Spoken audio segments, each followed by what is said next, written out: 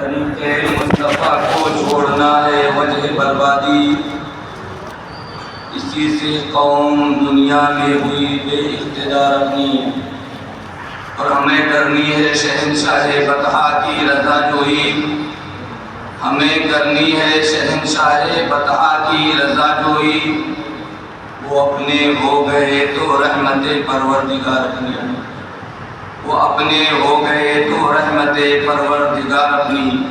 عزیزان ملت اسلامیہ، خطبہ مسنونہ میں جس آیت کریمہ کی تلاوت کا شرف حاصل کیا، اس پر کچھ دیر روشنی ڈالی۔ اس سے پہلے ساری کائنات کی مرکز عقیدت گنبد خضرا میں آرام فرمانے والے آقا و داتا حضرت محمد مصطفیٰ صلی اللہ علیہ وسلم کی بارگاہ ناز میں درود پاک کا ہدیہ پیش کرے، بآواز بلند پڑھے۔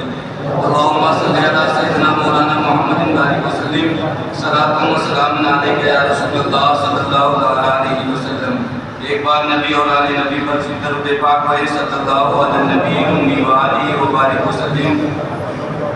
صلاۃ و سلام علیک یا رسول اللہ صلی اللہ علیہ وسلم۔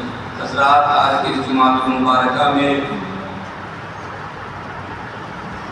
زکوٰۃ کے عنوان سے کچھ باتیں عرض کرنے کی کوشش کروں گا۔ 20 منٹ کا ٹائم ہے، اس کے بعد حاجی صاحب کا 10 منٹ نصیحت آمیز خطاب ہوگا۔ اللہ رب العالمین اپنے مقدس کلام میں ارشاد فرماتا، اقیموا الصلاۃ وآتوا الزکاۃ وارکعوا مع الراکعین، نماز قائم کرو اور زکوٰۃ ادا کرو اور رکوع کرنے والوں کے ساتھ رکوع کرو۔ ایک مقام پر اللہ ارشاد فرماتا ہے، وَأَقِیمُوا الصَّلَاةَ وَآتُوا الزَّکَاۃَ، نماز قائم کرو اور زکوٰۃ ادا کرو۔ اور اللہ تبارک و تعالیٰ نے قرآن پاک میں 32 ایسے مقامات ہیں جہاں پر نماز کے ساتھ اللہ نے زکوٰۃ کا بھی ذکر فرمایا ہے۔ مذہب اسلام میں زکوٰۃ ایک ایسا فریضہ ہے، ایک ایسا اہم رکن ہے جو اور دوسرے مذہب میں دیکھنے کو نہیں ملتا ہے۔ آج لوگ طرح طرح کا سوال کرتے ہیں کہ آخر زکوٰۃ فرض کیوں ہوا؟ آخر مسلمانوں کو زکوٰۃ سے فائدہ کیا ہوتا ہے؟ آخر زکوٰۃ کا مقصد کیا ہے؟ آخر زکوٰۃ سے امت مسلمہ کو کون سا فائدہ ہونے والا ہے؟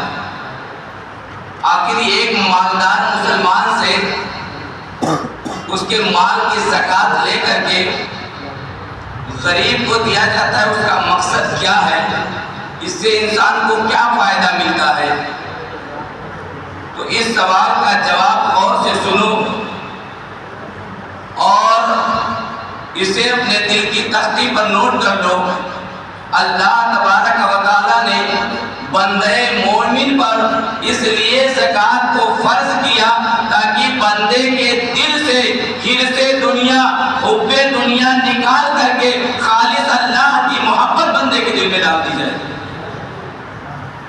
زکوٰۃ کا مقصد یہ ہے کہ مسلم سماج سے تندرستی کو دور کر دیا جائے۔ زکوٰۃ کا مقصد یہ ہے کہ بخیلی انسان سے دور ہو جائے۔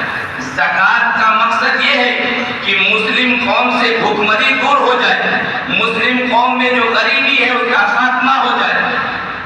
اور زکوٰۃ تمام انبیاء کو ان کی امت پر ان کے نصاب کے حساب سے فرض کیا گیا۔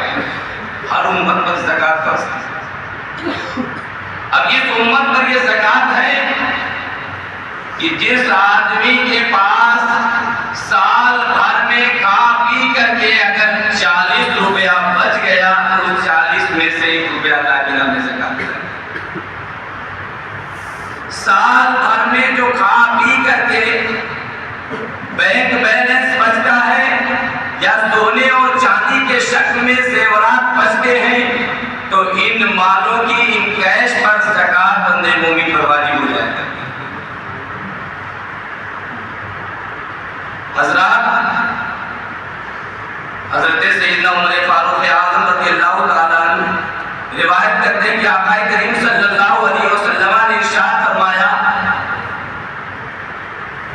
خشکی اور تری میں جو مال برباد ہوتے ہیں اس کی اصل وجہ یہ ہے کہ زکوٰۃ نہ دینے کی وجہ سے خشکی اور تری میں مال برباد اور ضائع ہو جایا کرتے ہیں. یعنی سمندری راستے پر اور خشک راستے پر جو مال ضائع ہوتا ہے یا جل جائے یا برباد ہو جائے یا سیلاب کے لہروں کی نظر ہو جائے، اس لیے ہوتا ہے کہ زکوٰۃ نہ دینے کی وجہ سے مال ضائع و برباد ہو جائے. اس لیے کہ میرے مصطفیٰ کریم صلی اللہ علیہ وسلم نے ارشاد فرمایا کہ اپنے مالوں کی زکوٰۃ ادا کر کے تم اپنے مال کو ایک محفوظ قلعے میں، ایک مضبوط قلعے میں محفوظ کر لو. یعنی جب آدمی زکوٰۃ دیتا ہے تو اس کا مال جو ہے ایک مضبوط قلعے میں محفوظ ہو جاتا ہے. اور جب محفوظ قلعے میں مال ہو جائے تو نہ اسے بارش کی نظریں ختم کر سکتی ہے، نہ اسے کوئی آگ جلا سکتی ہے، نہ دنیا کا کوئی لٹیرا اسے برباد کر سکتا ہے. حضرت سیدنا حسن بصری رضی اللہ تعالیٰ عنہ فرماتے ہیں کہ جب آقا کریم صلی اللہ علیہ وسلم نے اپنے صحابہ کی انجمن میں اس حدیث کو بیان فرمایا کہ تم اپنے مالوں کو جب زکوٰۃ دیتے ہو تو یہ مال ایک مضبوط قلعے میں ہو جاتا ہے، مضبوط محفوظ ہو جاتا ہے. تو آقا کریم صلی اللہ علیہ وسلم کی بارگاہ کے قریب سے ایک نصرانی گزر رہا تھا. اس نے یہ سنا کہ مسلمانوں کے نبی یہ کہتے ہیں کہ جو مالوں کی زکوٰۃ دیتا ہے اس کا مال محفوظ ہو جاتا ہے. تو یہ بات سن کر کے اس نے اپنے دل میں محفوظ کیا اور گھر چلا گیا اور اپنے مال کی زکوٰۃ نکال کر کے دے دیا. کہا جب مسلمانوں کے نبی کہتے ہیں کہ جو مالوں کی زکوٰۃ دیتا ہے اس کا مال لوٹ پاٹ سے محفوظ رہتا ہے، تو اس نے بھی اپنے مال کی زکوٰۃ نکال دی جو بھی اس کے پاس تھا. اور اسی زمانے میں اس کا ایک بزنس پارٹنر، اس کا ایک ساتھی تجارت کی غرض سے ملک مصر گیا ہوا تھا. اس نے اس نیت سے زکوٰۃ نکالی کہ میرا مال جو ہے بزنس کے لیے جو مصر گیا ہوا ہے وہ صحیح و سلامتی کے ساتھ فرمان نبی کے مطابق واپس آ جائے. اور اگر نبی کا فرمان سچا نہیں ہے تو میں ان کو اپنی تلوار سے ان کی معاذ گردن قلم کر دوں گا، سر کو تن سے جدا کر دوں گا اگر میرا مال مصر میں ضائع ہو گیا تو. اس کا بزنس پارٹنر مصر میں تجارت کے لیے گیا، ادھر نصرانی نے حضور پاک کے فرمان کے مطابق اس کے مال کی زکوٰۃ نکال دی اور انتظار کرنے لگا کہ بزنس پارٹنر آئے اور خبر دے کہ مالوں کی کیا کیفیت ہے.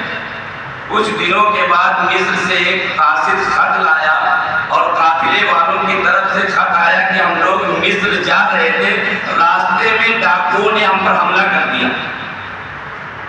اور مال جتنے بھی سامان تجارت ہے سب چوری کر کے لوٹ کر کے لے کر کے فرار ہو گئے سب ڈاکو.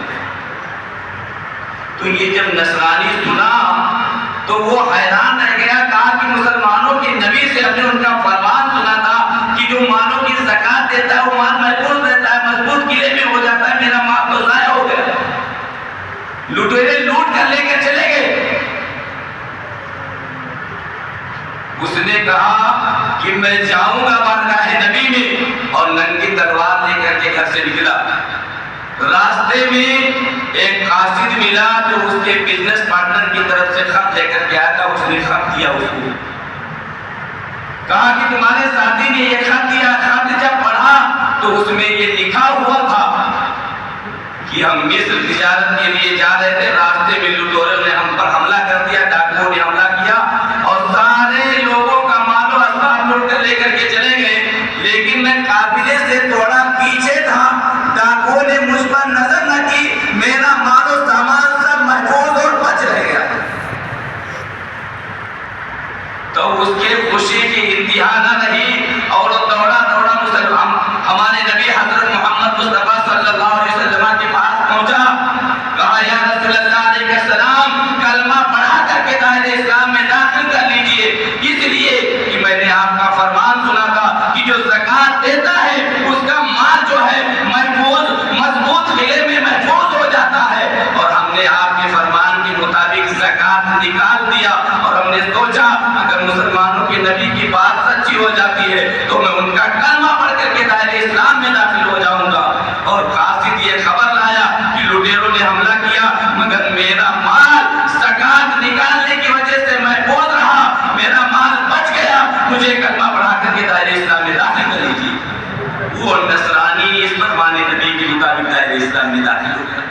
اس کا ایمان کتنا مضبوط تھا ہمارے نبی پر کہ مسلمانوں کے نبی کا فرمان ہے زکات دیا جائے تو مال محفوظ رہے گا، اور زکات سے مال میں بڑھوتری ہوتی ہے، زکات ادا کرنے سے مال میں کمی نہیں ہوتی ہے، زکات ادا کرنے سے مال میں بڑھوتری ہے، مال بڑھتا ہے۔ اور اگر آپ کو اس کا اندازہ لگانا ہے تو آپ اپنے گھر جائیں اور اپنے تمام سونے چاندی جواہرات نقد اس کا سب کیلکولیٹ کریں اور جوڑ کر کے زکات نکال کے کسی غریب مسکین محتاج کو دیں، اور آپ ایک سال پر اندازہ لگائیں کہ آپ کا مال کس طرح سے بڑھ رہا ہے، مال میں کس طرح سے برکت ہوتی چلی جائے۔ حضرات آپ جو اپنے دنیا میں دے لیں گے وہی آپ کے کام آنے والا ہے، اس لیے کہ آپ کے بعد آپ کی اولادیں آپ کی وراثت کے حقدار ہو جائیں گی۔ پتہ نہیں آپ کے مال پر کیسا تصرف کریں، کس راستے پر خرچ کریں، نہ خرچ کریں۔ حضرت سیدنا مولا کائنات حیدر کرار مولا علی مشکل کشا رضی اللہ تعالیٰ عنہ ایک مرتبہ قبرستان میں تشریف لے گئے اور ان قبرستان والوں کو نصیحت کرتے ہوئے کہا، اے شہر خاموشہ کے باشندوں، اے اس خاموش شہر میں رہنے والوں، تمہارے بعد تمہارے مال کو وارثوں نے تقسیم کر لیا، تمہارے بعد تمہاری جو جائیدادیں چھوٹی تھی اس کو تمہارے وارثوں نے آپس میں بانٹ لیا، تم نے جو گھر بنایا تھا اس گھر میں دوسرے لوگ آباد ہو گئے ہیں، تم نے جن عورتوں سے نکاح کیا تھا وہ عورتیں دوسرے شوہروں کے ساتھ نکاح کر لیا ہے، اب تم بتاؤ کہ زمین کے اندر تمہارے کیا حال ہے؟ میں نے تو تمہاری دنیا کی کیفیت کو بتا دیا کہ تمہارے مال کو تمہارے وارثوں نے بانٹ لیا، تمہارے گھر دوسروں کے ہو گئے، تمہاری بیویاں دوسروں سے نکاح کر لی، تمہاری جائیدادیں بڑھ گئی، آخر تمہیں زمین کے اندر سکون ہے یا نہیں؟ تو ایک قبر سے آواز آتی ہے، اے مولا کائنات، اے داماد مصطفیٰ، ہم نے جو کھایا تھا اسی سے ہم کو فائدہ ہوا ہے، ہم نے جو کھایا اسی سے فائدہ حاصل کیا، جو کھا لیا اسی سے ہمارے جسم کو، ہمارے بدن کو طاقت و قوت ملی، اور جو ہم نے آگے رضائے الہی کے لیے بھیجا تھا آج اس کا بدلہ اللہ ہمیں قبر میں عطا فرما رہا ہے، اور جو ہم نے اپنے وارثوں کے لیے چھوڑا ہے وہ میرے قبر میں کوئی کام نہیں آ رہا ہے۔ قبر میں آپ کی وراثت کام آنے والی نہیں، جو آپ اپنی زندگی میں اللہ کی رضا کے لیے جو آگے بھیجیں گے اس کا بدلہ اللہ آپ کو قیامت کے دن عطا فرمائے گا۔ پڑھیے درود پاک اللہم صلی علی سیدنا مولانا محمد علیہ وسلم، صلاۃ و سلام علیک یا رسول اللہ صلی اللہ علیہ وسلم۔ حضرات بہت سے لوگ اس آبادی میں ایسے بچتے ہیں، اور پوری دنیا کا معاملہ یہ ہے جب رزق کی تنگی ہوتی ہے، رزق کی کمی ہوتی ہے، دعا کرتے ہیں اور کرواتے ہیں کہ اللہ اگر مجھے مال دے دے، دولت دے دے، تو اللہ کا کوئی نیک راستہ ایسا نہیں ہے جس پر میں خرچ نہ کروں۔ اگر اللہ مجھے اپنے فضل سے مال اور کی نشاندہی اللہ نے قرآن میں کی ہے، وَمِنْهُمْ مَنْ عَاهَدَ اللَّهَ لَئِنْ آتَانَا مِنْ فَضْلِهِ لَنَصَّدَّقَنَّ وَلَنَصْبِرَنَّ۔ اللہ تبارک و تعالیٰ فرماتا ہے کچھ لوگ ایسے ہیں کہ دعا کرتے ہیں اللہ سے عہد کرتے ہیں، اللہ اگر مجھے تو اپنے فضل سے عطا کر دے تو میں ہر نیک راستے پر خرچ کروں گا، صدقہ کروں گا، زکات دوں گا، مسکینوں کا گھر آباد کروں گا، بیواؤں کو دوں گا۔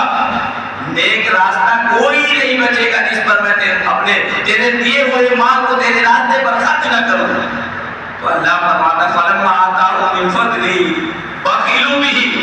تو جب اللہ ایسے لوگوں کو اپنے فضل سے مال عطا فرماتا ہے تو فَلَمَّا آتَاهُم مِّن فَضْلِهِ بَخِلُوا بِهِ، تو اس پر وہ بخیلی کر جاتے ہیں اور کہتے ہیں کہ یہ تو میرے باپ داداؤں کی وراثت ہے، ہمارے باپ دادا یہ ملکیت چھوڑ کر کے دیتے ہیں، حالانکہ اللہ تبارک و تعالیٰ نے اس کی دعا کے ذریعے سے، اس کے امام کی دعا کے ذریعے سے، اور اللہ نے نیک بندوں کی دعا کی وجہ سے اسے مالدار بنایا، صاحب ثروت بنایا۔ آج مسکینوں کو دیکھ کر کے نظریں پھرا لیتا ہے، مسکینوں غریبوں کو دیکھ کر کے پیٹ پھیر لیتا ہے۔ تمہارے مال میں غریب مسکین کا حق ہے، بیواؤں کا حق ہے، محتاجوں کا حق ہے۔ تمہارا بھائی اگر غریب ہے تو اس کا حق ہے، تمہاری بہن اگر غریب ہے تو اس کا حق ہے، تمہارا پڑوسی کوئی سنی سیون عقیدہ مسلمان ہے تو اس کا حق ہے۔ آپ اپنے مال سے زکات کے طور پر اس کو دے کر کے اس کی مدد کریں۔ موسیٰ علیہ السلام کے زمانے میں آپ نے قارون کا نام سنا ہوگا۔ قارون کا نام آتے ہی ذہن میں ایک بات آتی ہے کہ بہت بڑے خزانے کا مالک۔ موسیٰ علیہ السلام کے قوم کا آدمی ایک روایت میں آتا ہے کہ قارون موسیٰ علیہ السلام کا چچا زاد بھائی تھا یا موسیٰ علیہ السلام کے قوم کا ایک فرد تھا۔ بڑا ہی مخلص و خلاص آدمی تھا، بہت ہی نادر، غریب، مفتوق الحال تھا۔